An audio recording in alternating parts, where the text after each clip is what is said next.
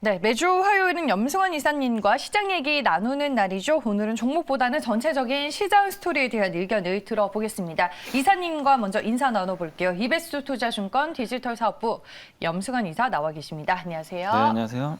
네.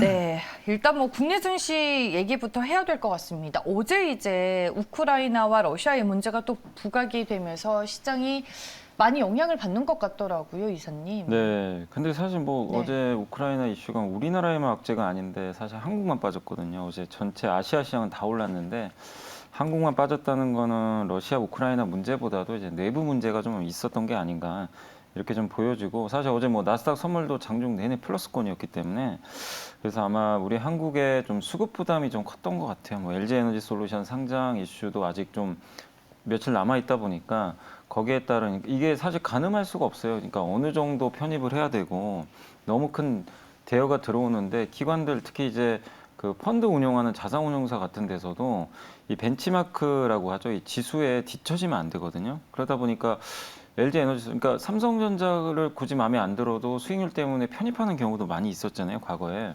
그런 것처럼 엔소를 편입을 못했을 때 또 어떤 상황이 발생할지 모르다 보니까 그런 것들을 대비해서 미리 자금을 또 확보하는 모습들이 계속 나오고 있거든요. 그래서 근데 그걸 어느 정도 편입하는 게 맞는지 그거를 뭐 지금 아직 상장을 안 했기 때문에 가늠하기가 되게 어려운 것 같아요. 그래서 미리 선제적으로 좀 일단 줄여놓고 상장하고 나서 좀 담겠다는 그런 모습들이 좀 나왔던 것 같고, 그다음에 이제 우리나라는 지금 반대 매매가 좀 많은 것 같아요. 네.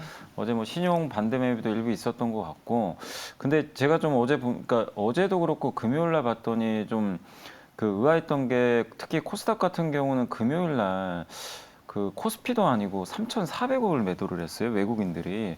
하루에 그렇게 매도를 많이 하는 경우가 별로 없는데 결국 뭐 어제도 그랬죠. 어제도 한 1,000억 넘게 팔았고 어제 외국인들이 코스피도 한 4,000억 팔았는데, 그럼 보통 외국인들이 팔고 나가면 환율이 급등을 하거든요. 근데 어제 원달러 환율은 변동이 없었어요. 장중에 오히려 빠지고 있었어요. 그렇다는 얘기는 실제 외국인이 팔았다기보다는 물론 판 금액도 있겠지만 제가 봤을 때 CFD 반대 매매로 좀 추정이 돼요. 그러니까 CFD는 개인 투자자들이 하는 거거든요. 그러니까 증권사 이제 계좌 터가지고 10배 레버리지죠. 그러니까 한마디로 나는 증거금 10%만 딱 내고 나 1,000만 원 있으면 삼성전자 1억 사는 거예요.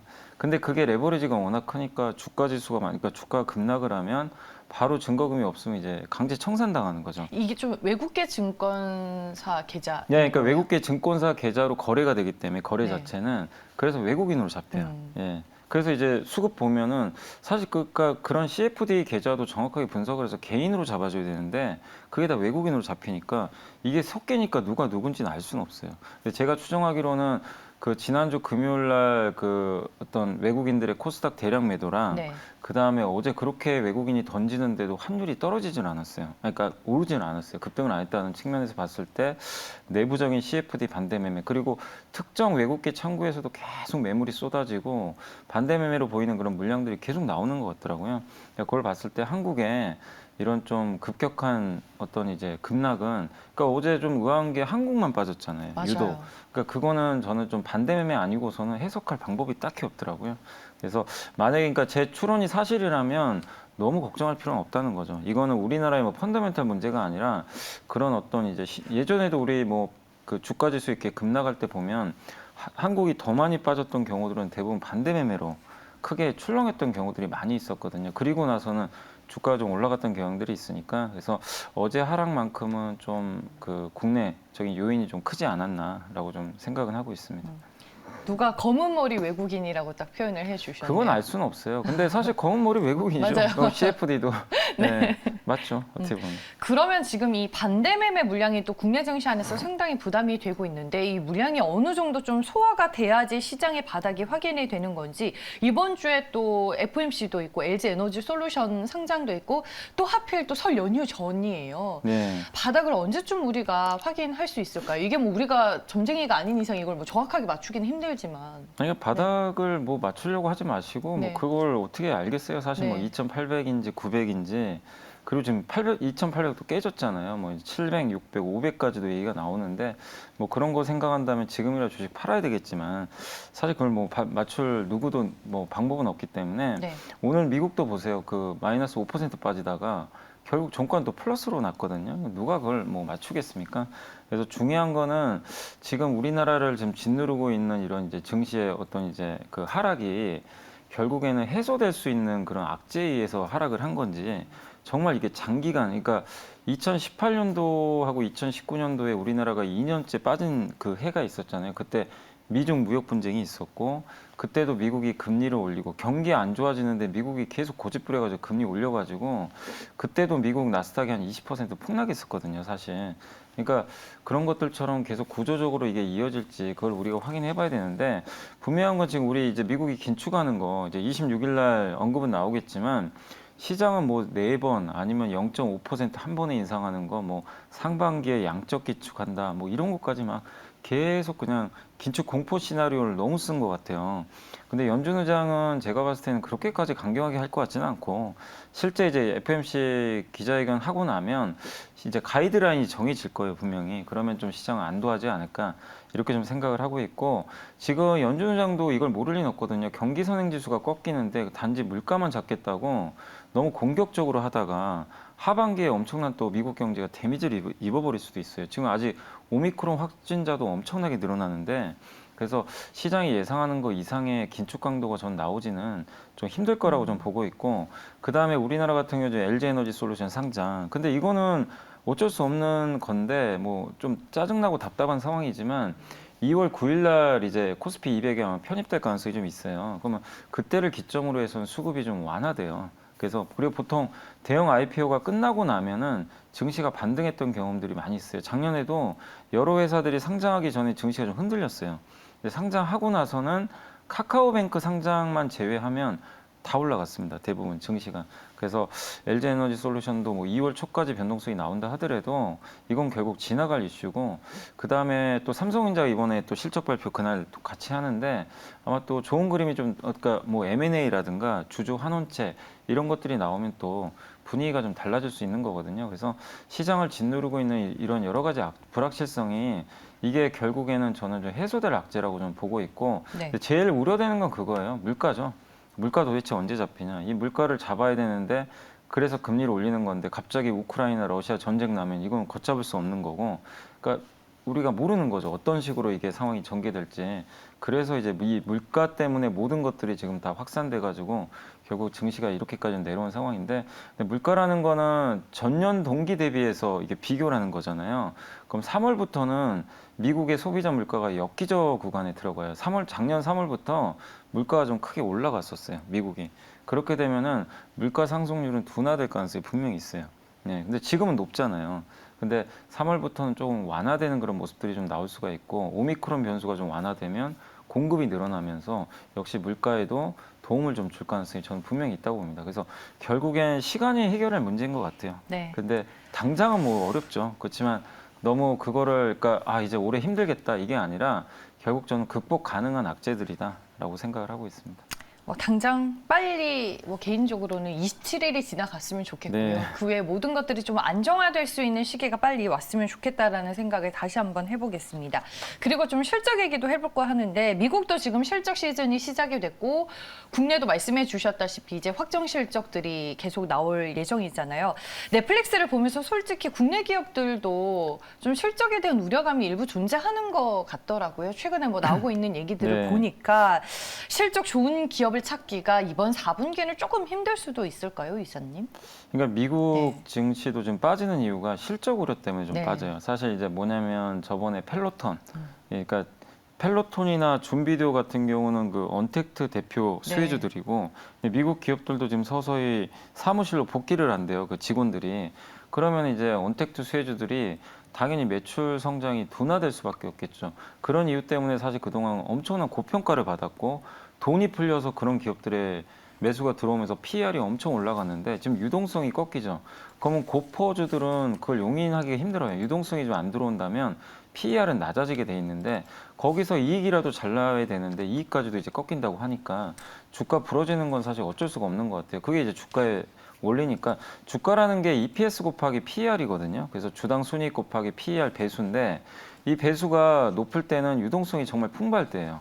그래서 작년까지만 해도 유동성이 풍부했기 때문에 높은 배수도 인정해줬고 매출 성장 계속 나오겠다. 근데 그 두 가지가 다 지금 이 미국의 대표 언택트주들한테 지금 적용이 안 돼요. 반대로 흘러가니. 그래서 펠로톤이 반토막 나고 줌비디오도 지금 반토막 나 있고 거기다가 지금 넷플릭스도 이번에 주가 폭락한 게 사실 또 이것도 언택트 대표 수혜주인데 이제 가입자 수가 증가세가 둔화될 거다. 이런 이제 리스크로 주가가 폭락을 하다 보니까 그러니까 한마디로 그동안 한 2년 동안 상승을 나스닥을 이끌었던 대표 상징적인 기업들인데 이게 무너지니 다른 기술주까지 파급 효과를 저는 주고 있는 게 아닌가라고 좀 생각을 하고 있거든요. 근데 사실 넷플릭스는 그게 아니더라도 그러니까 사실 그 언택트 수혜가 아니더라도 아니 미국 사람을 더 만들 수는 없잖아요. 네. 언제까지 가입자를 늘릴 수는 없거든요. 그러니까 성장 둔화는 이미 예고된 상황이었어요. 근데 이제 지금 이게 하필 이제 이런 타이밍에 맞물리다 보니까 주가가 좀 더 빠졌다. 이렇게 좀 보시면 되겠고. 근데 이제 이런 거, 뭐 이런 빅테크 기업들이 몇 개 빠진 건 있지만 이번 주에 애플과 오늘 또 마이크로소프트가 발표되는데 그래서 이 기업들의 실적이 정말 중요합니다. 이 기업들이 어쨌든 꾸준하게 성장하는 거를 만약에 가이던스를 보여준다면 아, 역시 또 기업마다 다르구나. 나스닥 전체가 문제가 아니라 일부 언택트 수혜주들의 문제였구나. 이렇게 되면 분위기가 갑자기 또 바뀌어버리거든요. 근데 애플이나 마이크로소프트까지도 넷플릭스처럼 뭐 가이던스가 좀 불안하게 나온다거나 이래버리면 나스닥이 또 당분간 회복이 불가능해질 수도 있어요. 그래서 이 부분은 이번 주에 좀 체크를 하시면 좋겠고 그래서 결국 이건 한국 시장에도 적용되는 게 그런 이제 언택트 수혜에 의해서 기댔던 기업들 그냥 꿈만 보고 쫓아왔던 기업들은 올해 굉장히 힘들 거예요. 왜냐 PER을 높게 줄 수가 없어요. 그래서 사람들은 이제 현실을 찾아요. 그래서 우리나라에는 저는 오히려 그게 더 긍정적이다. 왜냐하면 한국은 제조업체가 워낙 많아요. 그래서 EPS라 그러죠. 아까 말씀드린 EPS 곱하기 PER인데 주당 순이익이 올라갈 수 있는 기업을 올해는 많이 찾으셔야 될 것 같아요. 뭐냐, 주당 순이익이 올라가려면 주식 수를 줄이든가 이익이 늘어나면 돼요. 그러니까 자사주 매입하는 기업들은 주식 수가 줄거든요. 그런 기업이라든가 아니면 올해 확실한 이익을 보여줄 기업들. 어제 보니까 음식료 회사들이 주가 올라갔잖아요. 누가 봐도 올해 곡물가만 꺾이면 실적은 좋아질 수밖에 없어요. 작년에 안 좋았어요. 근데 기저효과도 있는 데다가 거기에 지금 음식료 가격은 올렸죠. 농산물 가격이 만약에 꺾인다. 그러면은 마진은 확 벌어지거든요. 그래서 음식료 업체들이 방어주로 올라간 게 아니라 어제 그런 이유들 때문에 올라간 거거든요. 그래서 네. 그런 기업들이 뭐가 있는지. 그래서 올해는 정말 기업 하나하나 좀 세밀하게 좀 살펴야 되는 좀 시기가 아닌가 싶습니다. 네, 알겠습니다. 역시나 기업에 대해 또 공부를 게을리 하지 않아야 하는 한 해가 될 것 같습니다. 다음은 또 종목 얘기가 될 텐데 그동안 시장에서 버텨냈었던 FNF의 주가 하락폭이 어제 좀 크더라고요. 네. 그동안 시장 대비 워낙 주가가 또 견조한 부분이 있었기 때문에 이게 찰실현 매물이 나온 건지 어제 또 이제 코멘트들을 보니까 면세품 현장 인도에 대한 우려감이 좀 있던데 보수적으로 봐야 돼요. 근데 일단 FNF 좋은 기업이죠. 너무 네. 돈도 잘 벌고 정말 브랜드 특히 이 인플레 시대 최대 수혜주예요. 네. 가격 올려도 아마 다 살 겁니다. 근데 이제 문제는 지금 시장은 너무 장기간 급등한 기업을 별로 좋아하질 않아요. 조그만 뭐 어떤 악재가 터지면 그걸 빌미로 그냥 밀어버리거든요. 그래서 FNF는 좀 단기 조정이 나온 게 아닌가 싶고 뭐 면세점 그 화장품 현장 인도 수량 관련해가지고 뭐 규제한다. 뭐 그런 뉴스가 좀 나왔던 것 같아요. 그래서 이게 옛날에는 그냥 50개로만 이렇게 딱 규정을 좀 하고 있었는데 이번에는 좀 그 명확하게 50박스, 우체국 5박스라고 하던데 찾아보니까 그 정도 크기로만 50개 이거를 이제 면세점에서 현장 인도하는 거죠. 네. 따이공들한테. 그러니까 뭐 인천공항 말고 시내 면세점에서. 그러면 이제 화장품 구매 수가 줄어들 수도 있는 거잖아요. 근데 이게 결국 FNF 같은 기업들한테 영향을 주면 어떡하나. 메이저, 그러니까 MLB라든가 이런 것들을 중국 사람이 워낙 많이 와서 사가니까. 그러니까 그런 이제 우려감들이 작용했던 것 같은데 사실 이런 규제는 2019년도부터 계속 나왔던 이슈예요. 근데 그런 걸 뚫고 계속해서 FNF도 성장했고 FNF의 이제 매출의 대부분이 많이 그 현지에서 나오거든요. 그래서 어제 하락은 좀 과민 반응이었고, 그러니까 이건 저는 핑계 같고 그냥 너무 올랐다는 게 좀 부담이었다 이렇게 생각합니다. 네, 알겠습니다. 반면에 이제 시장이 어려워도 버텨내는 종목들이 있습니다. 뭐 예를 들어 심택이나 덕산테코피어가 있는데 최근에 또 하필 증설 관련된 이슈들이 있는 종목들이더라고요. 신규 투자로 성장을 기대해 볼 수 있는 종목군들일까요, 이사님? 네, 그러니까 저는 네. 그러니까 지금 보니까 요새 패키지 기판, 네. 반도체 후공정, 그리고 2차 전지 장비나 소재, 덕산테코피어는 원래 반도체 소재 기업인데 갑자기 그 2차 전지 전액 첨가제 시설 투자한다고 공시를 냈더라고요. 그 시설 투자를 그냥 하는 게 아니에요. 그냥 잘 되겠지 이렇게 해서 그냥 대충 공장 짓는 게 아니라 대부분 수주를 받아요, 미리. 그런 경우가 워낙 많기 때문에 그래서 아마 증설을 하는 것 같고 그만큼 업황이 좋다는 거고. 그러니까 우리가 이런 특히 IT 기업 투자하기가 되게 어려운데 전자공시를 잘 찾아보시면 답이 다 나와 있어요. 그 전자공시에 이런 시설 투자나 공급 계약 이 두 개만 찾아보셔도 이 기업들이 지금 어디에 투자를 하고 무슨 수주를 받고 있구나 답이 다 나와 있습니다. 그래서